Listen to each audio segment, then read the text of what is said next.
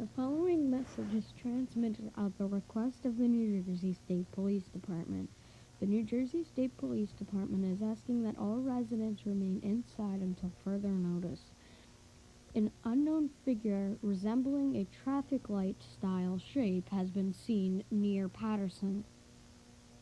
This figure is yellow, is about 4 feet tall. No hair, no eyes, no arms or legs. Again, this figure kind of resembles a traffic signal in shape. If you see this figure, or anything similar to it, that's walking around Patterson or in a different area, call 911 immediately.